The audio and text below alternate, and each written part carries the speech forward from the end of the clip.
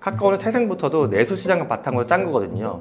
외국 나가서 뭐 판매하겠다는 계획이 별로 없어요, 처음부터. 그야말로 골목 상권까지 다 먹겠다는 게 카카오의 전략이거든요. AI 시장에서 이게 이제 어떻게 연결되는 거냐. 최근에 오픈 AI하고 협력하기 시작했잖아요. 오픈 AI 입장에서는 카카오가 굉장히 매력적인 파트너죠. 한국이란 내수 시장에서는 거의 골목까지 다 들어가 있어요, 얘네의 망이. 여기에 AI를 올리면 카카오 입장에선 기존에 있던 모든 것들이 효율화가 되고, 오픈 AI 입장에선 한국의 모든 산업 분야에 갑자기 쫙 들어갈 수 있는 거거든요. 서로 이제 윈윈이 되는 거죠. 이 흐름이 좀 커지다 보게 되면 가정에서 휴머노이드를 만날 수 있는 기회도 증가할 거예요. 여러분이 인터넷을 통해서 느꼈던 변화, 스마트폰을 통해서 느꼈던 변화보다 몇 단계 이상의 변화가 나타날 것 같아요. 저는 여기서 우리가 안 좋아지는 것도 많이 있기 때문에 미리 준비도 했으면 좋겠다는 것도 있고요.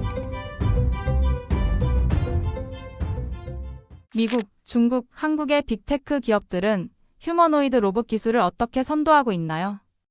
순서가 원래 중국이 좀 뒤에 있었던 건 맞아요. 왜 지금은 중국이 투자를 많이 해서 뭐 미국하고 나란히 왔고, 냉정하게 보면 한국이 좀 뒤에 있습니다, 현재. 인정해야 될 것 같아요. 근데 이제 그런 것 같아요. 중국은 이걸 하는 이유가 노동시장을 대체하기 위한 거죠. 이미 인구 감독기에 들어갔고 노동시장 대체하고 싶다. 또 당연히 이게 소비시장 측면에서 또 많이 판매가 될 거기 때문에 다른 나라 대외 수출도 염두에 두고 있고요. 근데 미국도 마찬가지예요. 미국은 당연히 아시겠지만 트럼프도 그렇고 자국 내 공장을 만들고 자국 노동자들한테 주고 싶은 거잖아요. 그러면 산업 효율성을 높이고 싶고, 그러기 위해서 자국에 있는 국민들만으로는 충분치 않다라고 보는 것 같아요. 또 트럼프는 또 이민 정책상 외부에서 받아들이는 것도 또 선호하지 않잖아요. 그러니까 오히려 자국민 플러스 자국의 휴머노이드, 이렇게 해가지고 이제 판을 짜보려고 하는 움직임들이 많이 있습니다. 근데 또 휴머노이드에 들어가는 원천 기술 중에 뭐 액추에이터, 쉽게 말씀드리면 인간으로 봤을 때 근육에 해당하는 거, 뭐 모터 말고도 다른 방식도 있거든요. 이것도 중요하고, 당연히 얘가 많은 에너지를 먹기 때문에 배터리 기술도 굉장히 중요해요. 그런데 이 두 가지는 지금도 상당 부분 쓸 만큼 돼 있다고 저는 봐요. 그런데 최근에 또 유독 휴머노이드 이슈가 올라온 이유는 머리 때문에 그런 겁니다. AI가 발전하면서 기존에는 휴머노이드가 자율주행 같이 자율 제어가 잘 안 됐어요. 컨트롤러 기반이었는데 이제 스스로 작동이 잘 된다. 그러니까 AI 기술이 다른 휴머노이드의 어떤 전자나 기계공학적인 기술을 같이 견인해서 올라가고 있다, 이렇게 보시면 될 것 같습니다. 빅테크 기업들의 휴머노이드 기술 발전이 우리 산업과 일자리에 어떤 영향을 미칠까요? 제일 첫 번째 충격은 대규모 공장부터 생길 겁니다. 물류센터랑. 이미 뭐 공개되는 걸 보게 되면 BMW가 피규어사 로봇 갖다가 실험한 걸 주기적으로 아예 공개를 해버리고 있어요. 실험 결과치까지. 보면 마지막에 공개된 거 보면 BMW 작업 공장에서 피규어 로봇이 보인 성능은 인간보다 오차는 7분의 1로 줄었고요. 작업 속도 4배가 빨라요, 오히려. 이런 노동자를 여러분이 안 쓰시겠습니까, 이거죠. 또는 아마존 같은 경우만 해도 아마존이 진짜 극도로 인간을 줄이려고 하는데, AI 씬에서도 이미 아마존이 많이 했던 거는 인간 노동자에 대해서 AI로 트래킹을 하고 분석을 해가지고 물류센터에서 효율이 떨어지는 사람을 한 창고당 300명, 400명씩 해고를 했어요, 작년에. 그러다 보니까 이제 여기 생겼던 이슈가, 노동자 인터뷰한 거 보니까 좀 마음이 안 좋았어요. 방광염 얘기가 많이 나왔어요. 계속 24시간, 그러니까 근무하는 내내 매니저가 좀 보고 있는 거예요. 일 제대로 하고 있는 건지. 그러면 하다못해 화장실이라도 한번 덜 가게 되고, 뭐 담배도 못 피게 되고, 뭐 이렇게 되는 거예요. 그러니까 스트레스가 올라오는 거죠, 이게. 근데 아마존은 한술 더 떠서 여기서 이제 애질리티 같은 로봇을 끌어다가 물창고 실험을 이미 하고 있어요. 그러면 지금은 표준화된 현대식 작업장 내에서 이런 로봇들이 들어가는 게 첫 번째 물결로 오고 있고요. 근데 여기서 학습이 잘 되면 이제 이들의 뭐 파트너사나 협력사 쪽으로 가겠죠. 좀 작은 기업죠. 현장직으로 계속 올 거예요. 이 끝이 어딜까? 몸을 쓰는 직군에서. 제가 이제 얼마 전에 봤던, 한 2개월 전에 봤던 저널에 보면 팜저널에 그 논문이 실린 게 있어요. 약간 에디토리얼처럼 실렸는데 편집장이 옵티머스 로봇 되게 신기하다, 테슬라 공장에서 실험하는 거 보면. 근데 그럼 농장에도 올까? 자기가 봤던 농장은 이런 환경이다라고 하는 거예요. 한 3, 4명이 이제 가족끼리 운영하고 있고, 돼지도 키우고 딸기도 키우고 하는 거예요. 비가 오면 막 진흙탕이 있고 막 먼지가 날리고, 진흙바닥을 로봇이 걸어다니면서 먼지가 있어서 이렇게 피하면서 막 일을 할까? 안 된다고 보는 거예요, 아직은. 그렇다고 부정적인 메시지로 끝나는 게 아니라, 하지만 되면 좋겠다. 언젠가 되지 않겠냐. 왜냐? 되면은 지금 미국은 대규모 농장에 제가 이제 딸기 수확하는 기계를 봤는데, 진짜 엄청날 거예요. 대규모 버스만 해. 그 쫙 가면서 그 안에 기계를 내부를 보면 이렇게 손이 여러 개가 붙어 있어요. 마치 괴물처럼, 벌레처럼. 얘가 딸기를 따. 근데 하필이면 딸기가 중요한 이슈인 게, 딸기가 잘못 따면 상품성이 없어져 뭉그러지니까 기계가 정밀하게 딱 힘을 줘도 딱딱딱 따내는 거예요. 바구니 쫙 담고. 인간 속도 비교는 아예 해볼 의미가 없어요. 축구장의 몇 배 면적을 순식간에 따버리니까. 근데 이런 거는 대형 농장에서야 되는 거고, 조금 전에 팜저널에 있던 케이스처럼 소규모 농장에 이런 게 못 오거든요. 기계도 비싸고. 팜저널의 꿈은 이거더라고요. 로봇이 몇 대가 와. 뭐 세 대를 딱 고용하고 하고서 마치 한국의 농장에서 외노자분들 도와주시는 것처럼 대중 똥도 치우고 사료도 주고 비닐하우스도 씌우고 딸기도 따고 여러 가지 일을 해. 뭐 시키고 싶은 날 그 목록을 만들어 놓은 게 있는데 몇 시까지 시키고 싶다고 해놨더라고요. 이 말은 장기적으로 일로도 간다라고 보는 거예요. 그러면 우리는 아직까지 인터넷 영상을 보면 현대식 공장, 뭐 글로벌 기업만 하고 있으니까 아이고 뭐 난 상관없겠지인데 생각보다 이 다음 단계 넘어오는 속도가 그렇게 느리지는 않을 것 같다라고 저는 생각합니다. 시장성이 크니까. 각국 정부의 지원 정책은 빅테크 기업들의 휴머노이드 개발에 어떤 영향을 주고 있나요? 일단 아직까지는 사실 휴머노이드와 관련된 법은 거의 미비하다고 보시면 돼요. 모든 국가가. 그래서 가장 이 주도성 있게 볼 수 있는 건 첨단 기술이나 스타트업에 대한 지원책, 그리고 AI와 관련된 규제. 이게 이제 휴머노이드 견인하는 좀 영향을 많이 주고 있습니다. 근데 먼저 AI 씬을 놓고 보게 되면 가장 AI 그냥 개발 측면에서는 저는 뭐 어떤 윤리적이거나 도덕적인 측면을 제해서 그냥 효율성만 놓고 봤을 때 중국이 가장 AI 발전에는 도움이 되는 것 같아요. 왜냐하면 그들은 사회적으로 어떤 치안이나 통치를 위해서 데이터 수집을 엄청 하잖아요. 바이오 정보니 뭐 싹 다 긁어가요. 얼굴 정보 다 긁어가고. 근데 이걸 또 가공해서 쓰는 거에 대해서 굉장히 허용적이죠. 기술 발전을 시킨다고. 근데 이게 예를 들어서 우리나라에서 길거리에서 막 얼굴 찍고 CCTV 많이 있지만 이거 사람들 뭐 동영상 AI 플랫폼 만드는데 쓰겠다. 국민들이 난리가 날 거예요. 근데 중국은 이제 그게 된다라는 거고, 또 반면에 유럽을 놓고 보게 되면 유럽은 인권이나 철학적인 부분에 대한 고민들이 법에 많이 녹아 들어가 있어요, 이미. 근데 이제 올 봄에만 있었던 AI 서밋에서도 그 얘기가 나왔더라고요. 프랑스에서 그 얘기가 나왔어요. 아니 이렇게 우리는 길게 보고 천천히 인간 중심적인 AI 기술 만들려고 하다 보니까 오히려 기술 발전 저해되고 있다. 이것도 사실 당연히 정부 수장 입장에서 고민해볼 포인트가 되겠죠. 속도 밸런스 측면에서 우리도 약간 거기서 느슨하게 하고 싶다. 산업이 더 발전하기 위해서 뭐 이런 이야기가 나왔습니다. 근데 미국을 또 보면 미국도 자율 규제 중심이에요. 먼저 약간 해봐라는 거예요. 그러니까 규제를 먼저 한 다음에 이렇게 하는 게 아니라 일단 해보고 문제 있으면 그때 가서 후처리하는 게 미국의 정책이라고 현재는 해석이 됩니다. 그리고 또 중국은 한 10년 전부터인 것 같아요. 그때부터 독일이나 또 미국 쪽에 젊은 친구들을 많이 보냈어요. 공부하고 오라고 국가 예산으로. 그리고 또 그들이 현지에 남아있지 않고 돌아오게끔 많이 제도를 짰습니다. 그래서 지금 중국의 유니티건, 뭐 유비테크건, 샤오미건 돌아가가지고 휴머노이드를 만들고 있는 사람들이 된 겁니다. 그러니까 그들이 갑자기 2, 3년 만에 뭘 만들어낸 게 아니에요. AI 씬 전부터 노력을 많이 했고 그게 최근에 AI랑 뭉쳐지면서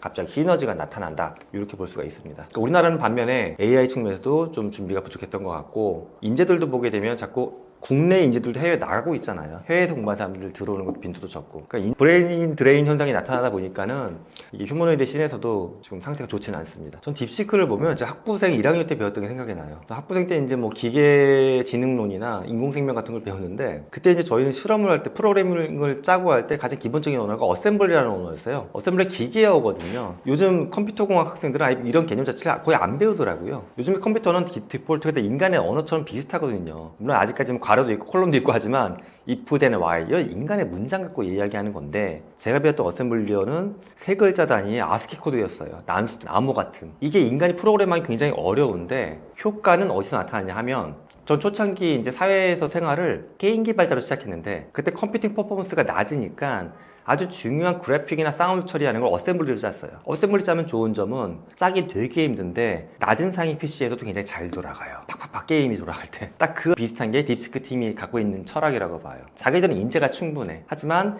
양질의 하드웨어는 많이 없어. 그러니까 기존에 있었던 약간 저가의 하드웨어를 병렬로 붙이고 인재들이 이걸 하나하나 달라붙어 하고 코드 한 줄 한 줄을 최적화시켜하고 효율을 만들어낸 겁니다. 그러니까 기술적으로 가능한 것 같았는데 설마 그걸 하겠어 했던 거 진짜 사람들이 붙어서 한 거예요. 저는 그런 측면에서 딥시크를 좀 엔지니어링 측면에서는 멋있다라고 생각을 합니다. 예. 한국 빅테크 기업들은 미국이나 중국 대기업에 비해 어떤 차별화 전략을 가지고 있나요? 사실 우리나라 빅테크 기업들이 원천 기술을 장기적으로 개발하는 부분이 좀 적은 것 같죠. 예, 어쩔 수가 없는 게 우리나라는 국가 기획도 그렇고 기업 기획도 그렇고 단기적으로 짜거든요. 그러다 보니까 뭐 최근의 신을 보면 좀 카카오가 좀 많이 안타까운 기업 중에 하나예요. 카카오는 태생부터도 내수 시장을 바탕으로 짠 거거든요. 걔네 외국 나가서 뭐 판매하겠다는 계획이 별로 없어요, 처음부터. 근데 내수 시장에선 그야말로 골목 상권까지 다 먹겠다는 게 카카오의 전략이거든요. 하다못해 세탁소니 택시니 뭐니 다 이미 뭐 택시 같은 거 손댔고 세탁소는 포기했지만은 다 손대겠다는 게 그들 전략이었는데 이 씬에서 지금 보게 되면 이 AI 씬에서 이게 이제 어떻게 연결되는 거냐. 카카오가 그 AI 쪽 LLM만 해도 여러 파트에서 다 동시 개발을 하고 있었어요. 이것도 좀 그런 게 하나의 힘이 결집이 안 돼요, 이게. 그러니까 리더십 측면에서 약간 좀 이슈가 있는 거죠. 그러다 보니까 이제 거의 뭐 포기했고, 최근에 오픈 AI하고 협력하기 시작했잖아요. 근데 오픈 AI 입장에서는 카카오가 굉장히 매력적인 파트너죠. 자체적인 AI는 거의 손을 놨어. 근데 한국이란 내수 시장에서는 거의 뭐 골목까지 다 들어가 있어, 얘네의 망이. 그러니까 여기에 AI를 올리면 카카오 입장에선 기존에 있던 모든 것들이 효율화가 되고, 오픈 AI 입장에선 한국의 모든 산업 분야에 갑자기 쫙 들어갈 수 있는 거거든요. 그러니까 서로 이제 윈윈이 되는 거죠. 이 모델이 글쎄 저는 이걸 여러분들 여기까지만 듣고서 어떻게 해석하셨을지 모르겠는데 이 방법을 자국에서만 쓰는 거는 전 너무 안타까운 것 같아요. 이걸 기점으로 해서 만약 카카오 같은 기업이 뭐 계약을 해보자고 어떻게 되는지 저도 공개된 게 아니니까 모르지만 이 비슷한 모델로 오픈 AI를 손잡고 다른 나라를 나갈 수 있으면 해피한 거죠. 하지만 이렇게 해서도 오히려 국내에서만 모든 거를 다 먹겠다라고 하는 거는 좀 그 기업의 덩치나 인재들 놓고 봐서 좀 아쉽다라는 생각이 들죠. 제가 그들이 못할 거라고 본다라기보다 그들이 그런 계획이나 꿈을 잘 안 갖고 있다라는 측면에서 아쉬움을 갖고 있습니다. 휴머노이드 로봇이 보편화되면 우리 생활은 실제로 어떻게 변할까요? 일단 산업 현장에서 보게 되면 당장은 노동자들이 처음에는 싫어할 거예요. 내 노동을 대체하는 거니까. 하지만 이게 좀 더 장기적으로 보게 되면 인간한테 어렵고 불편하고 힘든 작업들을 노동을 대체해 주는 거거든요. 그러면 공장 내에서도 나는 조금 더 좋은 포지션에 일을 할 수가 있겠죠. 생각을 해보시면 산업혁명기랑 비슷한 것 같아요. 옛날에 우리가 증기기관이 없을 때는 인간의 몸으로 그 기계를 돌려가지고 또 소 같은 거 말의 힘을 빌려가지고 했거든요. 그럼 지금 대규모 옷감 공장에 인간이 없냐? 그렇진 않죠. 더 좋은 기계가 옷감을 만들어 주는데 인간의 생산 현장 내에서도 관리직이나 운영직군의 일을 맡고 있거든요. 이런 공장이 많아진 거예요. 그러니까 지금도 보면은 이제 자동차 공장에 로봇이 들어온다. 당장은 내 일자리가 줄어드는 것 같겠지만 장기적으로 보게 되면 더 다양한 공장이 많이 생길 거고 그 모든 공장에는 이제 말단에서 일하는 노동자들이 각 공장의 운영자나 관리자급으로 일을 할 수 있게끔 점점 산업은 재편이 될 겁니다. 이렇게 올라갈 것이고요. 이 흐름이 좀 커지다 보게 되면 이제 가정에서 휴머노이드를 만날 수 있는 기회도 증가할 거예요. 당장은 휴머노이드가 가격이 비쌉니다. 지난달에 유니트리가 판매했던 로봇만 봐도 현재 가장 싸다라고 언급했지만 스타트 가격이 16,000달러였어요. 배송비랑 관세 포함하면 당연히 확 올라가고 그런데 어떻게 들어오냐 하게 되면 이게 라스 모델로 들어올 겁니다. 그러니까 RAAS, 로보틱스 애저 서비스라고 해서 마치 기업들이 소프트웨어 빌려 쓰는 사스처럼 마치 가정에서 비대 정수기 빌려 쓰는 것처럼 렌탈 모델로 들어올 겁니다. 그러면 얘가 우리 집에서 어떤 역할을 할까? 일본에서도 최근에 컨셉 영상이 나온 게 있는데 비슷한 맥락으로 만들어 놨더라고요.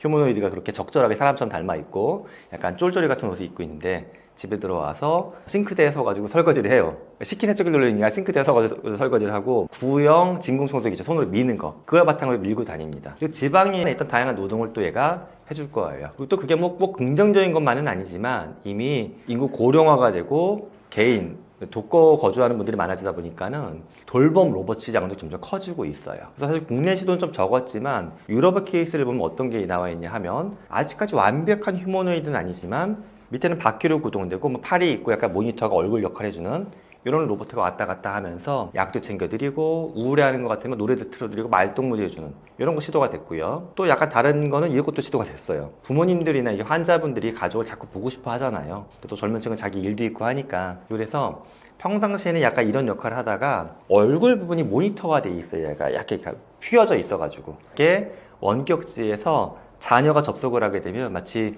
빙이 된 것처럼 이 로봇의 얼굴 표정이 자녀의 실시간 통화하는 거 이게 딱 매핑이 돼서 뜨고 자녀가 움직이면 자녀가 옆에서 엄마 아빠한테 이렇게 반찬도 놔줄 수 있고 이런 것들도 시도가 되고 있어요. 그래서 이게 지금 SF 이야기가 아니라 이미 파일럿 단계에서 다 해보고 있거든요. 그러니까 이런 게 다 깔린다고 하면 우리의 일상은 정말 여러분이 인터넷을 통해서 느꼈던 변화, 스마트폰을 통해서 느꼈던 변화보다 몇 단계 이상의 변화가 나타날 것 같아요. 저는 여기서 이제 우리가 안 좋아지는 것도 많이 있기 때문에 미리 준비도 다 했으면 좋겠다는 것도 있고요. 또 하나는 어떤 개인의 경력 또는 기업의 비즈니스, 우리나라 국가 전체적인 위상 측면에서도 이 기회를 잘 잡아야지만 좋은 방향을 갈 수 있지 않을까. 그냥 좋은 게 나오면 쓰겠지 이런 마음 갖고 계시기보다는 내가 개발자나 엔지니어가 아니더라도 관심을 갖고서 이 방향이 좋은 쪽으로 갈 수 있도록 자꾸 우리가 보이스를 내면 좋겠습니다. 휴머노이드에 대한 책을 내게 된 이유는 무엇인가요?